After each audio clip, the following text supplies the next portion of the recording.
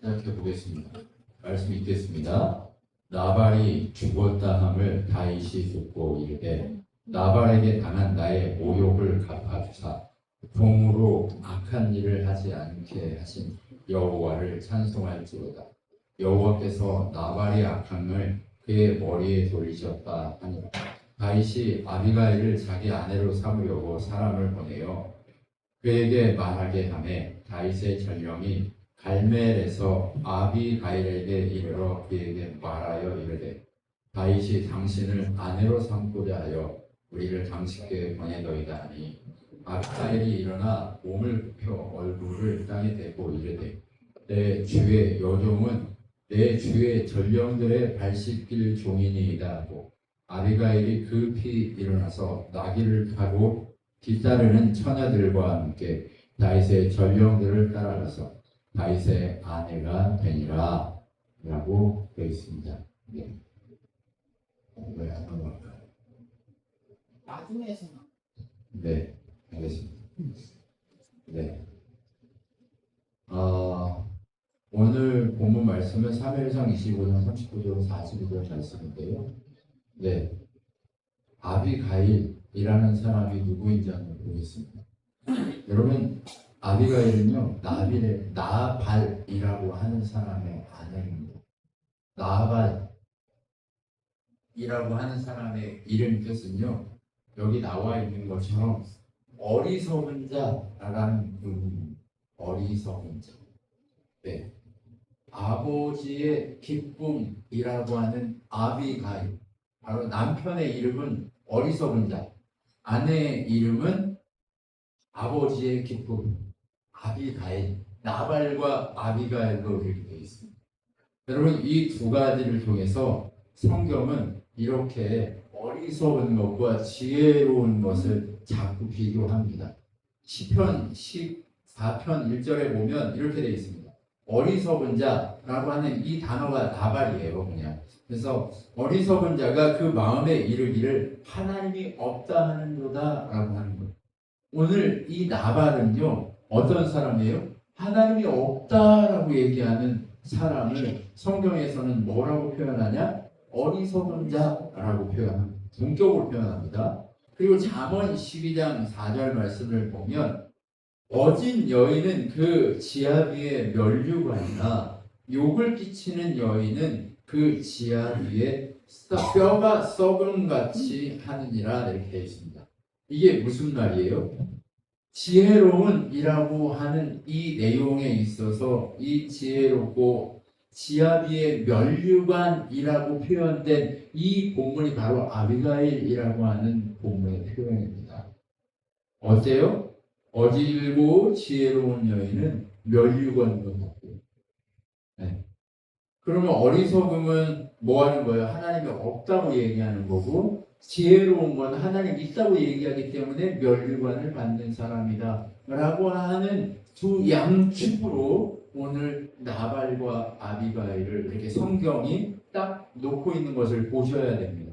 네, 보이시죠? 네, 이 구도가 보이시죠? 자, 그러면 이 두 구도를 통해서 무엇을 얘기하고 싶으실까요? 성경이 얘기하고자 하는 게 뭘까요? 첫 번째는요, 나발에게 아깝다라고 하는 걸 표현하고 싶어요. 사무엘상 25장 3절에 보면 본문에 뭐라고 되어 있냐면 그 사람의 이름은 나발이요 그의 아내의 이름은 아비가일이라. 그 여자는 총명하고 용모가 아름다우나 남자는 완고하고 행실이 악하며 그는 갈렙 족속이었더라. 이렇게 얘기합니다. 여러분, 지금 무슨 얘기하는 거예요?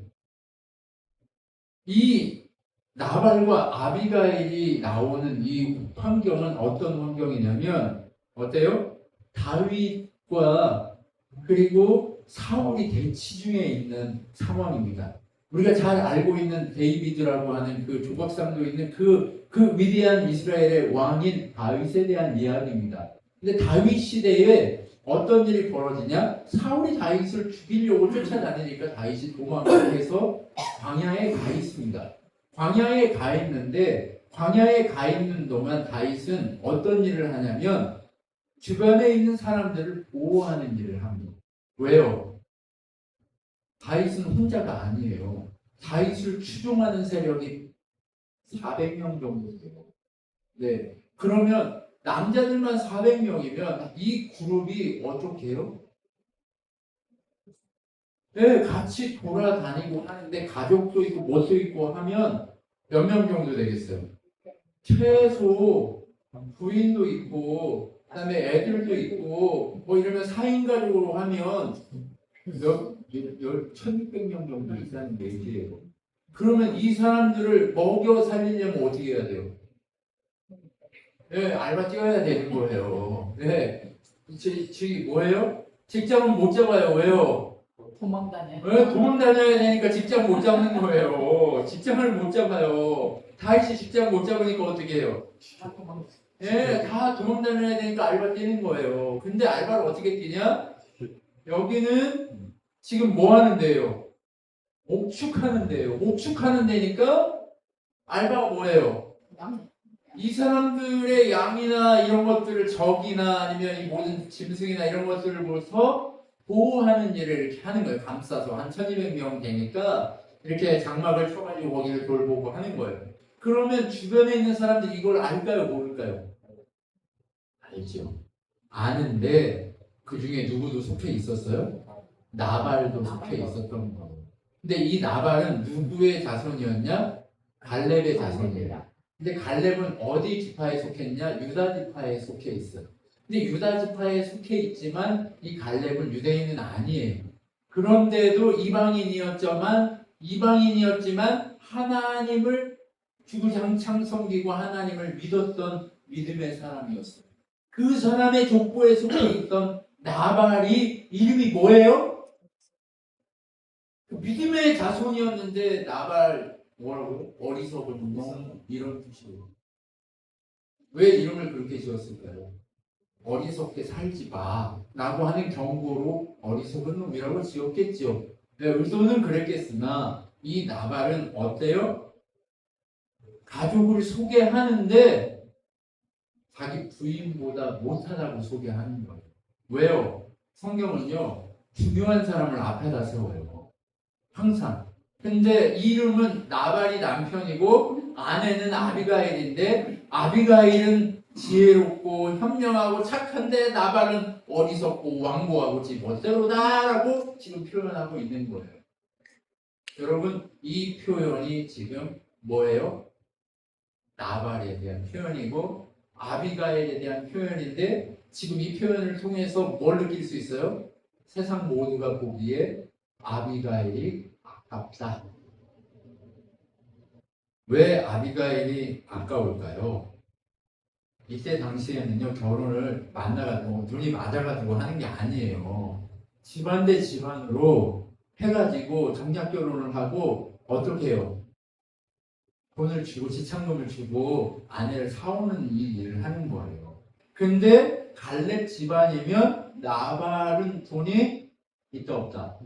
있죠. 근데 아비가일은 지금 집안 이름이 나와요 안 나와요?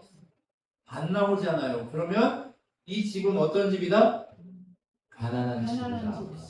네, 그래서 팔려온 것 같다. 예상컨대 그래요. 네, 그런데 그럼에도 불구하고 어떻다? 성경이 보기에 하나님이 보기에는 나발에 비해서 아비가일이 너무 아깝다 이렇게 표현하는 거예요.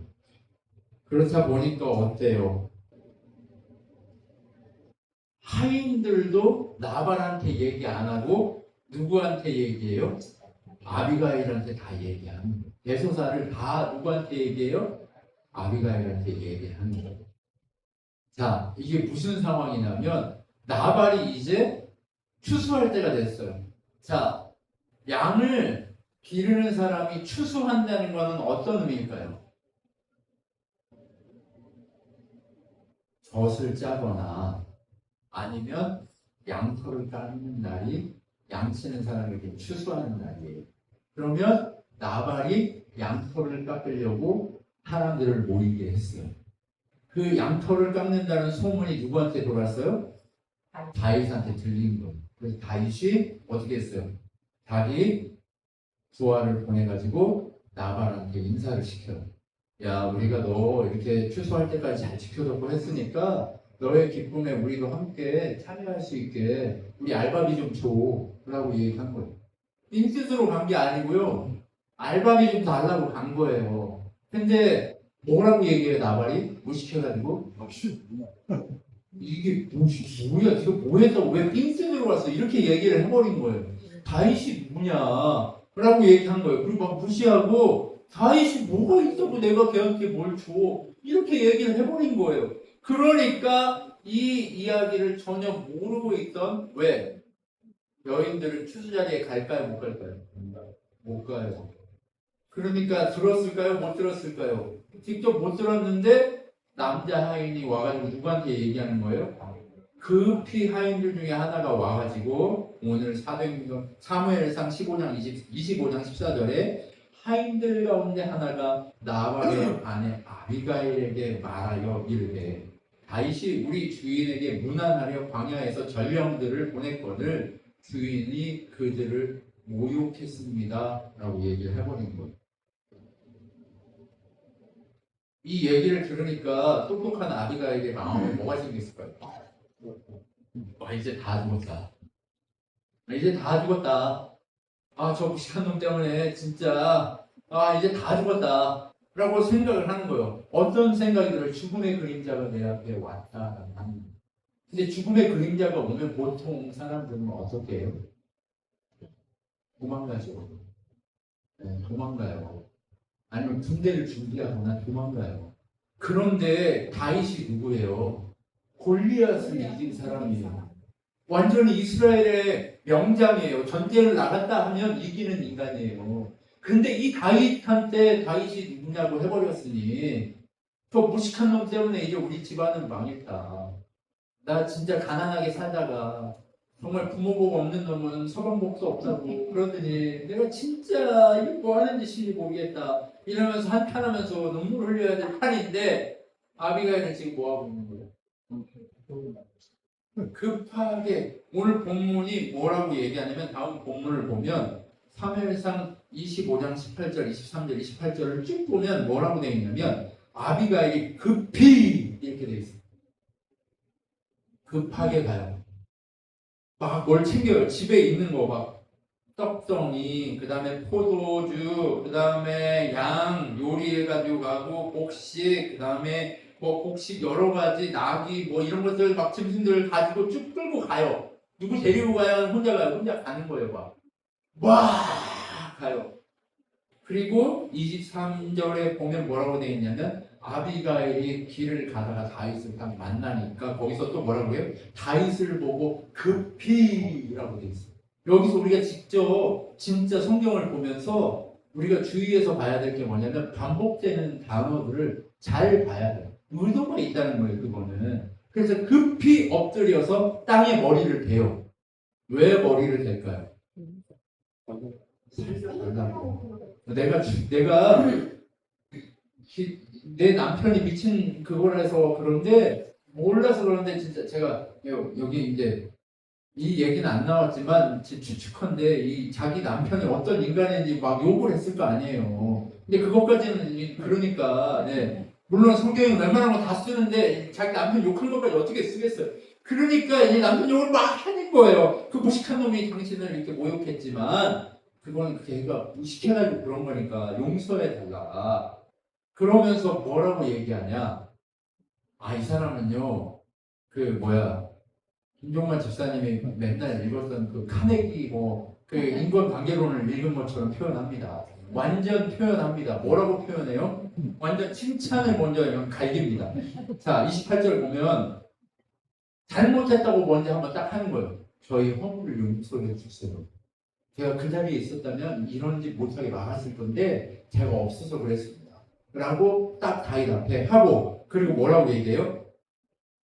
하나님이 지금은 네가 이렇게 알바만 하고 돌아다니지만 하나님이 너를 든든한 집으로 세워서 왕되게 할 거야 라고 하는 얘기를 딱 하는 거예요.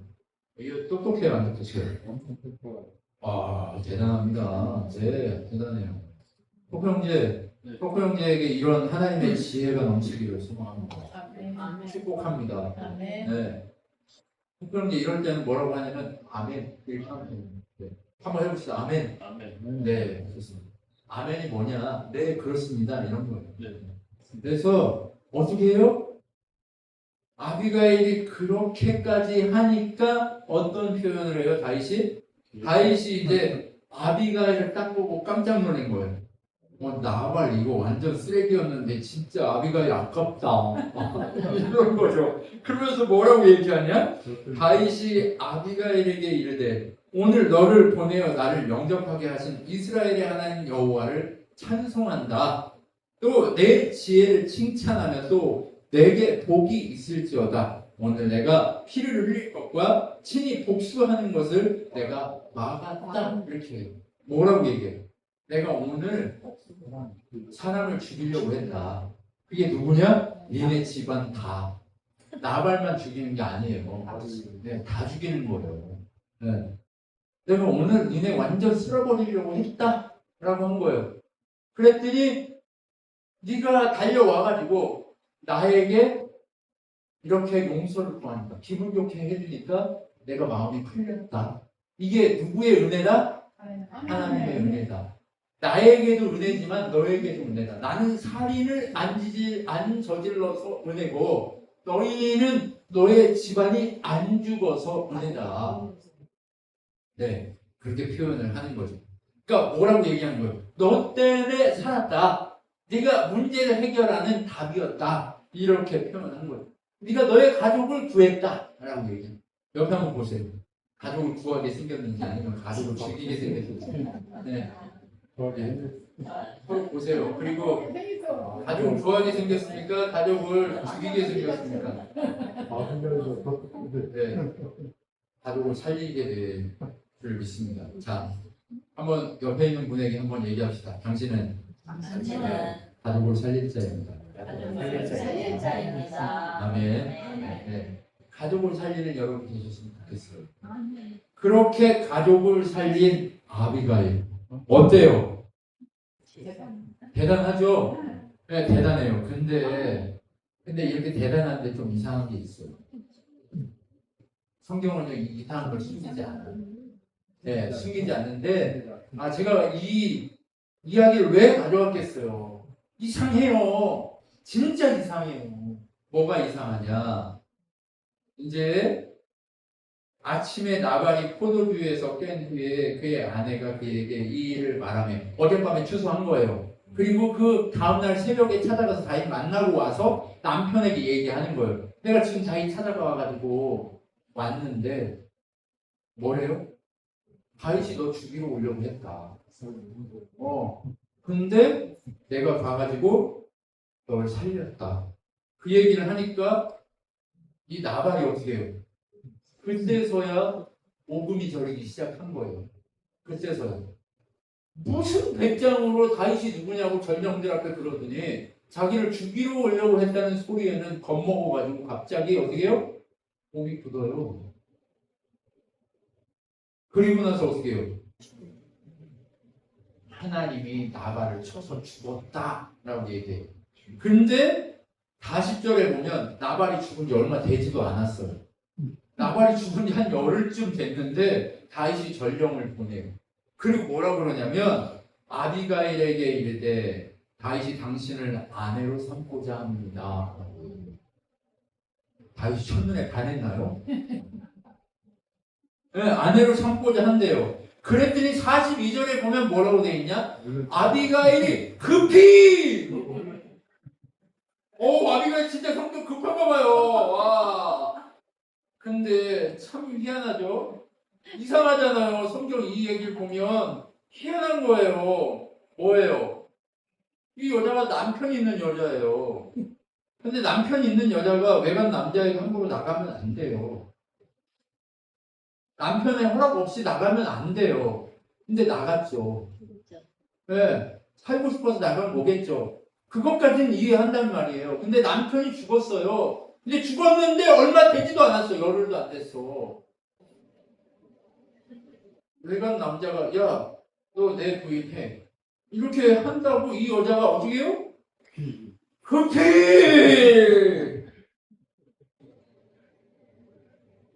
급히 일어난대요. 그러면서 뭐라고 얘기하냐? 이 종은 당신들의 전령들의 발이나 씻겨야 될 존재인데 왜 저를 부인으로 삼으세요? 이러면서 달려가요. 좀 이상하지 않으세요? 이게 안 이상하면 이상한 거예요. 성경 읽다가 이게 이런 게 이상해야 돼요. 네. 여러분 이 이야기를 보다 보면 이런 의심들이 들어야 돼요. 혹시 애초에 왕 부인 되려고 노린 건 아닌가?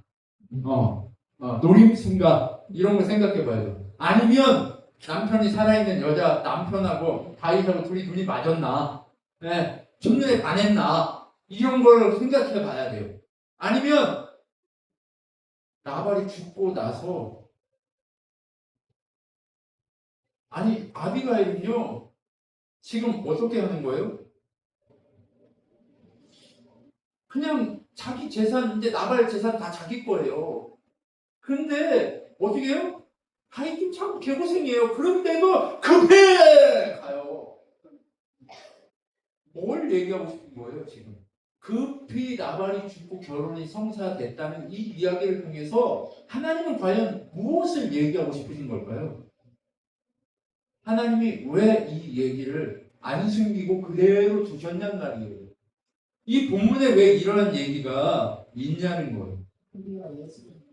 네, 그런데 이 이야기는요, 두 가지 관건으로 이렇게 돼 있어요. 나발과 아비가일이 살 때와 어떻게 해요? 아비가일과 다윗의 삶, 이 두 가지를 중요합니다. 네. 나발과 사는 것은요, 세상 속에 사는 거예요. 네. 여러분, 성경은요, 전체적 흐름으로 볼 필요가 있어요. 근데 자꾸 우리는 조약하게 하나로만 보니까 어떻게 보여요? 아비가일하고 다윗하고 지금 눈 맞아가지고 죄지었네. 이거 이상하네. 근데도 하나님이 이 죄덩어리들도 사랑하네. 쥐는 죄덩어리 아닌가?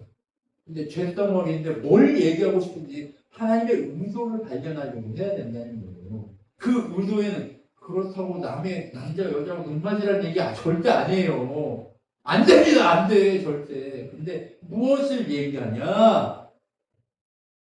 나발과 사는 것은 세상이고 다윗과 사는 것은 하나님 나라에 속함이다라는 것을 보여주고 싶은 거예요.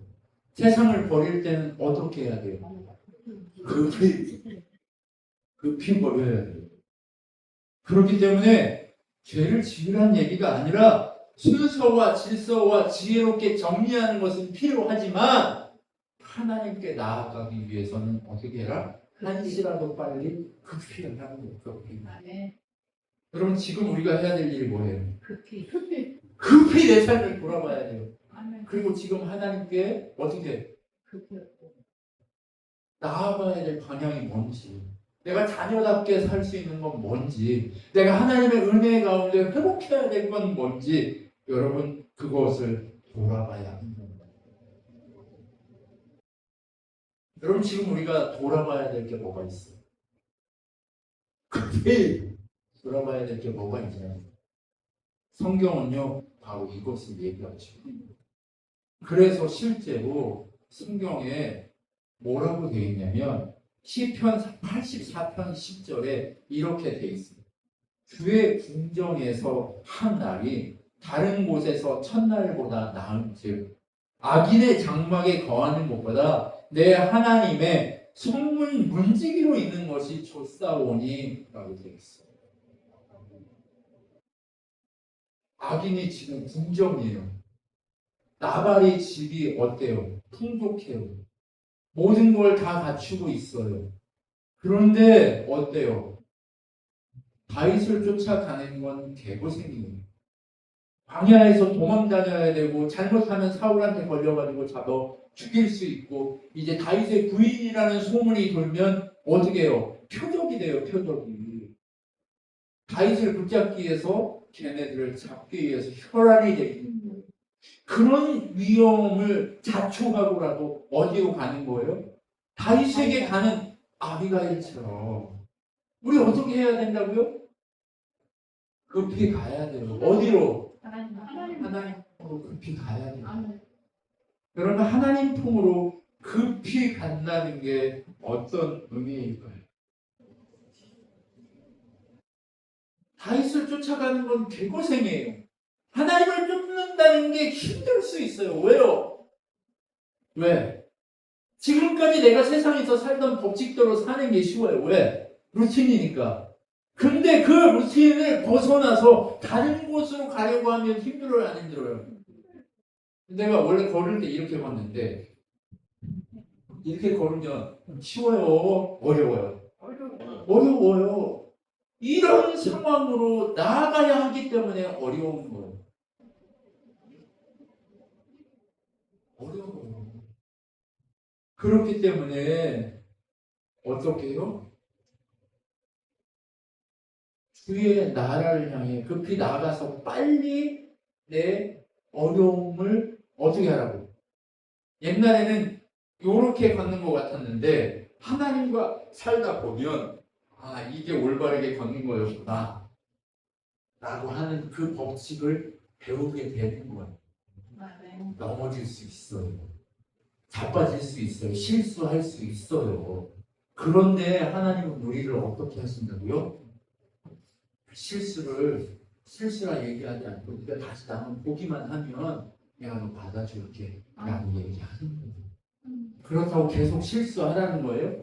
은혜를 더하기 위해서 어떻게 해요? 죄를 지으라는 얘기가 아니에요.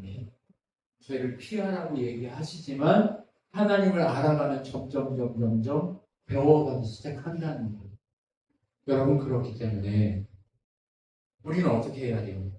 지금 무엇을 따르고 있는지 점검할 필요가 있어요. 여러분 무엇을 따르고 계세요? 세상을 따르고 계세요? 아니면 하나님 나라를 쫓고 계세요? 이제 그래서 우리에게 성경은 뭐라고 얘기하냐면 고린도후서 4장 17절 말씀에 이렇게 얘기합니다. 우리가 잠시 받는 환난에 경한 것이 지극히 크고 영원한 영광에 중한 것을 우리에게 이루려 함이니 라고 되어 있습니다. 왜 우리가 개고생해야 되는 하나님 나라를 이 땅 가운데 세상과 다른 길로 가야 하냐? 하나님이 원하시지 않는 삶을 내려놓고 세상 옛 일을 청산하고 우리가 왜 살아가야 되냐? 왜 주님을 예배하는 인생으로 살아가야 되냐? 그것은 다른 것이 아니라 지금 우리의 삶이 이 삶의 세상에 사는 것이 잠깐 환난이라고 느껴지지만 그 환난이 이제 영원한 영광보다는 어떻다? 별거 아니고 그렇게 오래가지 않는다라고 얘기하는 거예요. 여러분 우리 삶은 그렇기 때문에 어떻게 해야 돼요? 빛의 날을 기다리면서 잠시 견디는 게 필요해요. 네. 힘이 많이 드시죠? 네. 옆에 계신 분 한번 바라보세요. 힘이 많이 드시죠? 네. 잘 견뎌봅시다. 입으로만 하지 말고 마음을 다해서 한번 해봐요. 네. 힘들죠? 잘 될 겁니다. 은혜의 날이 올 겁니다. 이야기하시죠. 고백하시죠. 네. 그리고 우리 이렇게 마지막 외쳐봅시다. 용사요. 일어나라. 용사요. 잘 견뎌라. 이게 하나님이 우리에게 주시는 진짜 은혜의 메시지인지 믿습니다. 하나님은요 우리가 제 지을 걸 너무 잘 알고 계세요. 우리가 넘어질 걸 너무 잘 알고 계세요. 근데 이렇게 넘어지다 보면 어느 날 내가 바르게 서 있어요. 왜요? 어린아이가 걸음마를 걸을 때 어떻게 해요? 넘어지고 또 일어나서 또 넘어지고 또 일어나서 걷는 것처럼 우리가 하나님의 인생 가운데 하나님의 부르심 가운데 살아갈 때는 늘 어떻게 해요? 넘어졌다 일어났다 넘어졌다 일어났다 넘어졌다 일어났다 이러고 가는 거예요.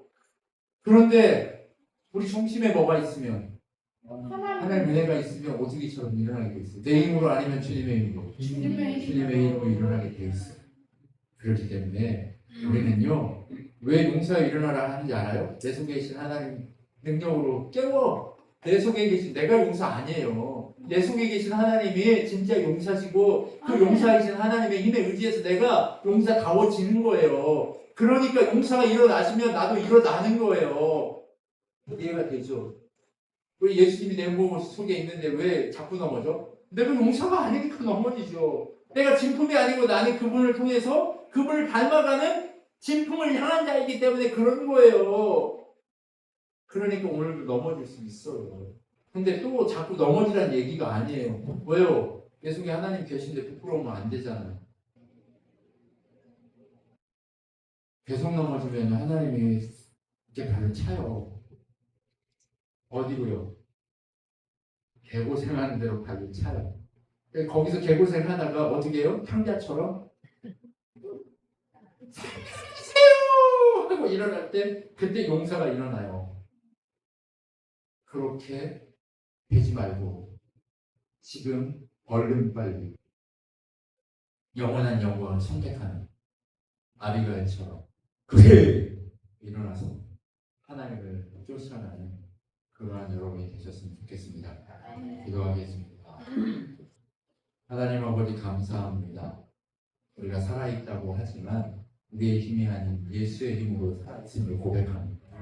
우리 예수님의 능력으로만 우리가 살아있음을 고백합니다. 우리 주님의 영광으로만 우리가 살아있음을 고백합니다. 그 살아있음을 고백하는 그 믿음을 우리에게 허락하시고 우리 주님만 의지하는 인생이 되도록 역사하여 주시옵소서. 지금 우리 주 예수 그리스도의 은혜와 하나님의 사랑과 성령 하나님의 위로를 충만케 하신 가운데 날마다 지혜로움을 더하고 하나님을 추구하기로 결정한 주님의 백성들 머리 위에 영원토록 함께 있을지어다. 아멘.